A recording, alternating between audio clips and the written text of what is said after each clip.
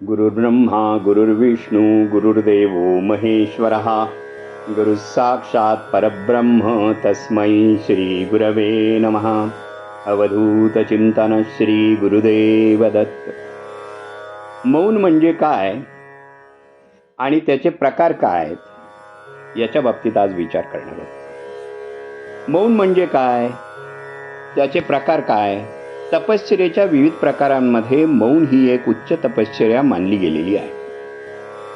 पण दुर्दैवाने मौनाचा नक्की तात्पर्यार्थ न कळाल्यामुळे तोंडाने न बोलणे एवढाच मौनाचा मर्यादित अर्थ झाला आहे.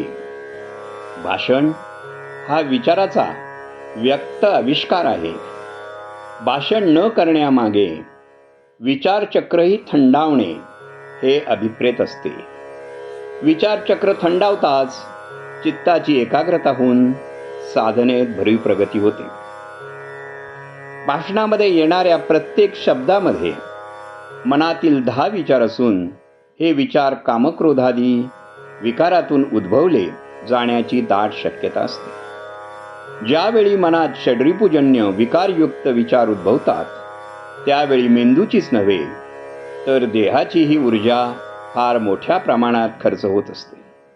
अशा वेळी रक्तामधील पोषक द्रव्ये नष्ट होतात.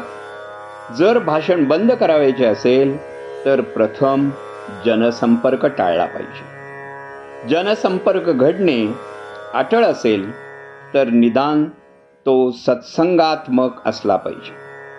त्यामुळे मनास फारचे विचार उद्भवत नाहीत. अनायसे मौनाचा उद्देश सफल होतो. मौनाबरोबरच ईश्वर प्रणिधान, ध्यान, धारणा यात कालक्रमणा करावी, तरच त्याचा परमार्थ मार्गात काही उपयोग होतो. मौनाचे प्रकार किती, त्यापैकी कोणत्या प्रकारचे मौन अत्यावश्यक आहे. नित्य, नैमित्तिक, प्रासंगिक असे मौनाचे 3 प्रकार आहेत. यापैकी प्रासंगिक मौनाचे धडे लहानपणापासून मिळत असतात. ज्यावेळी वाद व मतभेद उत्पन्न होण्याची शक्यता असते त्यावेळी प्रासंगिक मौनाचे अवश्य पालन करावे, म्हणजेच थोडा वेळ भाषण बंद करावे.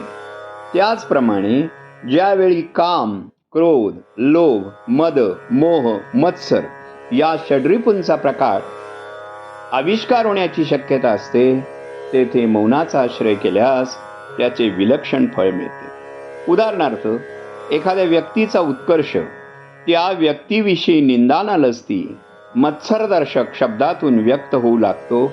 अशा वेळी तेथे उपस्थित असणारे श्रोते त्या शब्दांचे अनाठायी भांडवल करतात. म्हणून शब्दांचा वापर न करणे म्हणजेच मौनाचे पालन करणे कितीतरी पटीने फायदेशीर असते.